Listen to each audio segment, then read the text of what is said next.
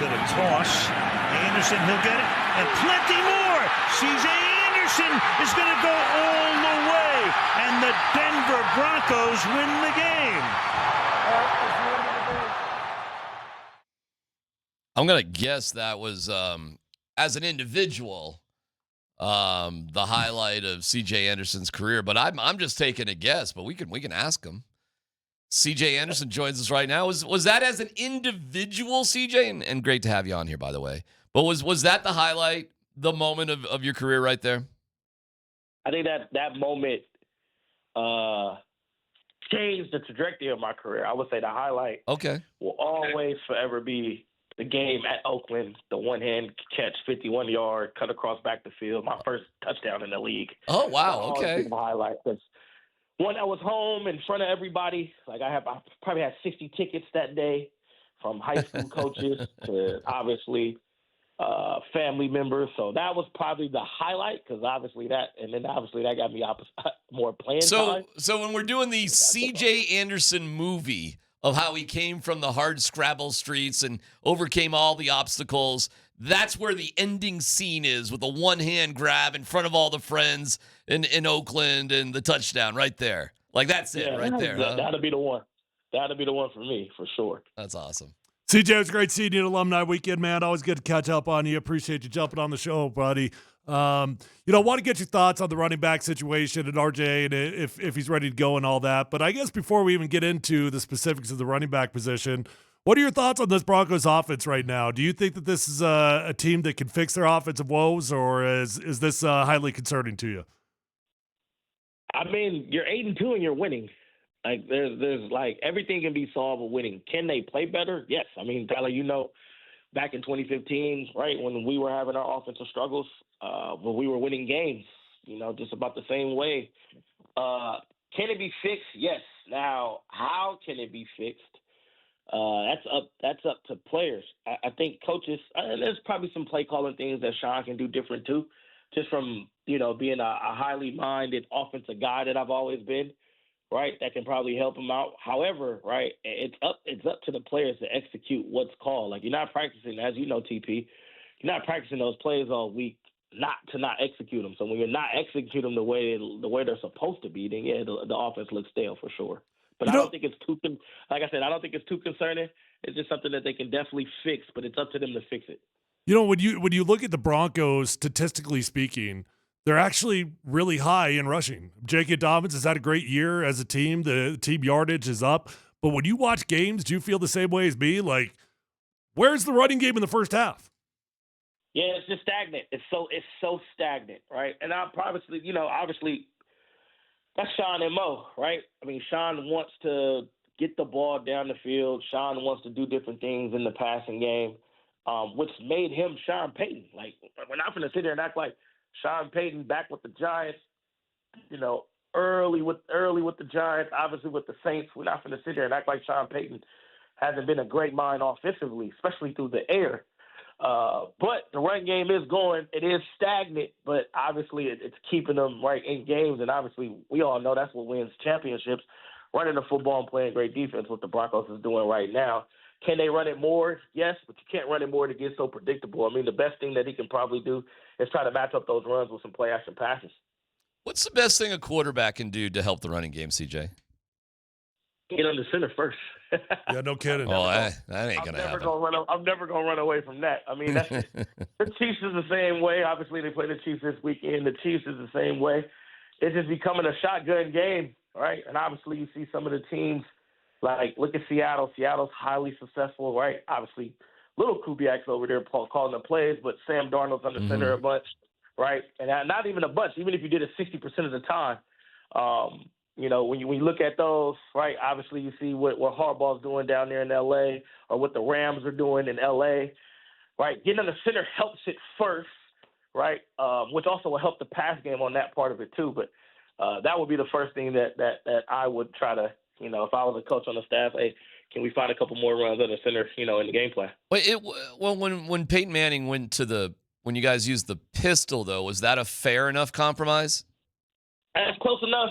Because there's no, right, you still get a chance to hide the ball if you want to play action, quarterbacks still get to turn his back to the defense, so you don't get if I'm on the right side, right? If I'm on the right side of the quarterback, then, there's not too many same side handoffs going on, so everybody knows I'm going left.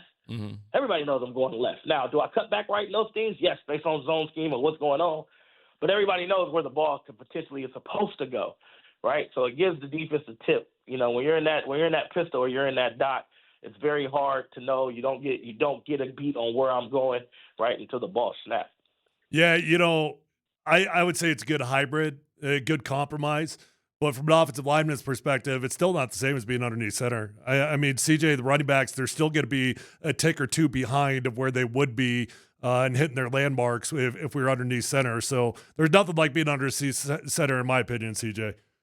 No, I agree with that too, and that's another thing. That's something that I probably took from Kubiak that we didn't do when I was with Adam Gase, right before Tyler and them joined the team in 2015, right? With some of the runs we were doing, we just weren't timing up with the O-lineman steps, right? You want to time that up as much as you can and try to be on the same string and, of course, especially in the zone scheme, to make the right cut. So wholeheartedly agree with that. What do you see out of RJ Harvey? What do you think? I guess it's a big RJ Harvey week this week.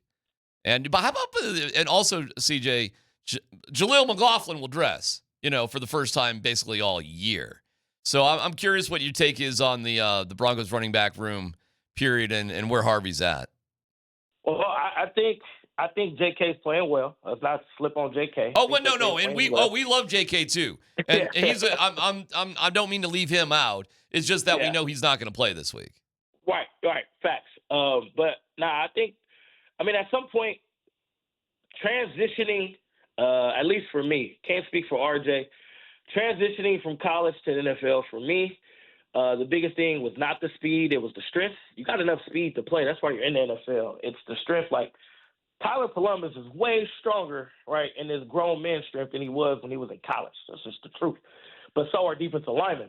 So I think that's probably the biggest adaptability. And then obviously it doesn't help, and I'm giving this analogy, it doesn't help that in the summer, right, during OTAs and during training camp, you're practicing a really good defensive front, right, which is probably muddying your reads and making you speed up and making you not look as good in training camp, which slows your development down because those players are really, really good and you're not used to, that type of not only speed but strength. But I think RJ's obviously has no choice but to step up at this point. Obviously he had a big run last week. I think he's ready to go for sure.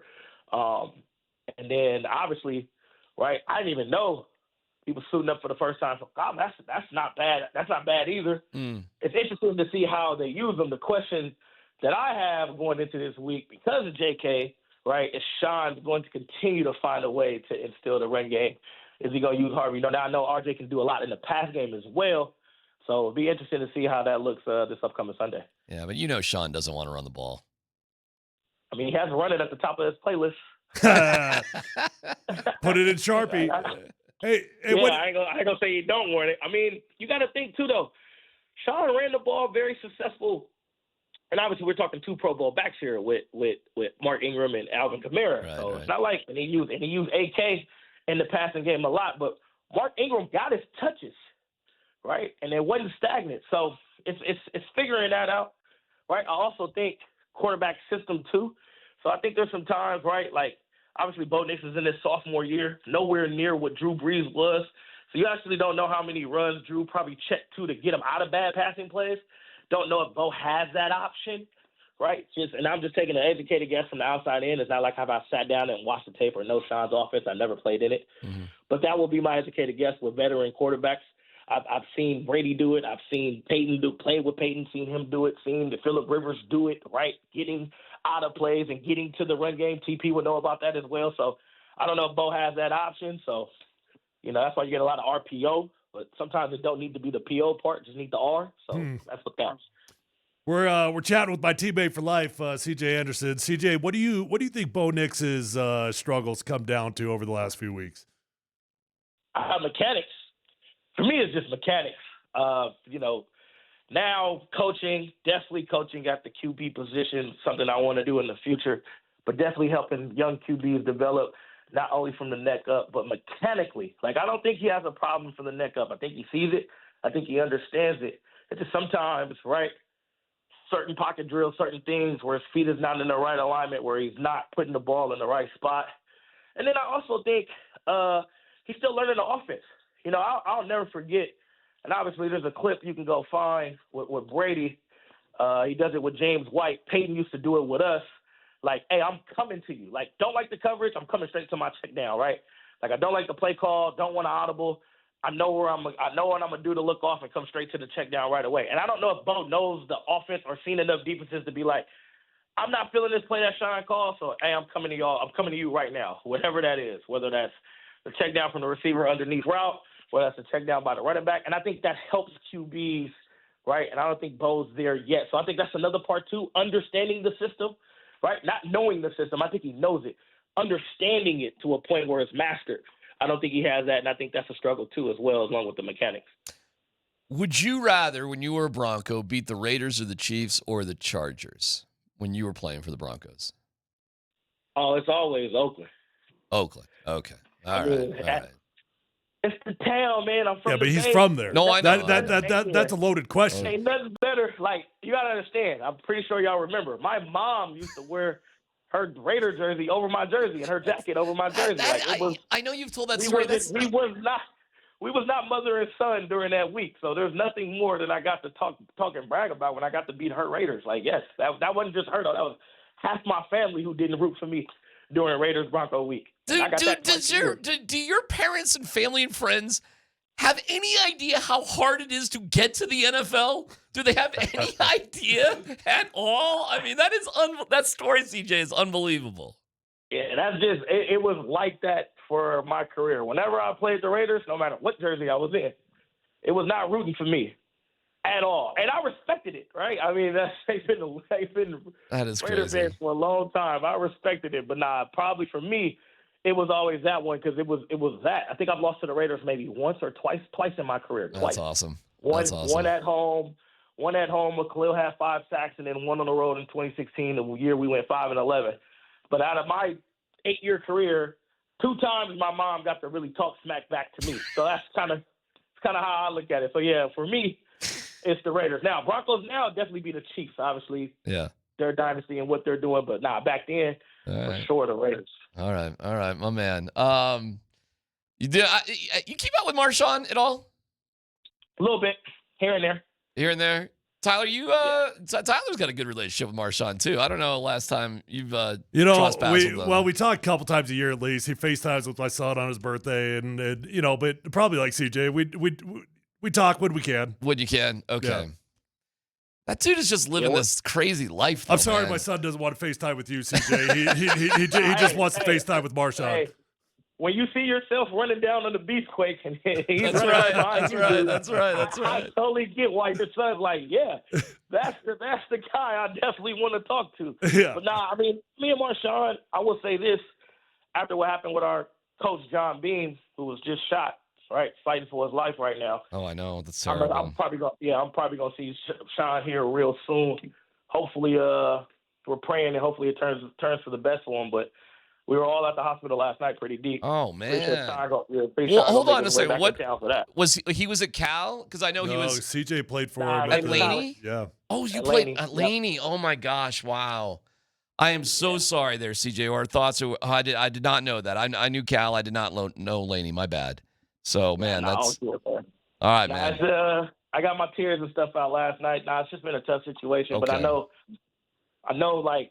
He's huge. I mean, he coached 50-some years in Oakland. He's huge. So I'm pretty sure a lot of us are going to see each other, hopefully for not the wrong circumstances, hopefully celebrating that he fought through it. But a lot of us are going to see each other soon. Like last night when I was at the hospital, it was just like the love and the generations. Like I'm seeing players that he's coached in high school, right, way older than me, right, 20 years ago, like 20 years, 30 years older than me. He's been coaching since the 80s, so seeing everybody that he's impacted was just crazy last night. So I'm pretty sure Sean's going to make his way, and I'm pretty sure I'm going to see him real soon. All right, man. Well, hey, we love you, and we're so glad that you could find time to join us, and we'll talk to you soon. All right, CJ? Perfect. CJ, great to talk to you, buddy. Thanks for being on with us. Always, TP. Thank you.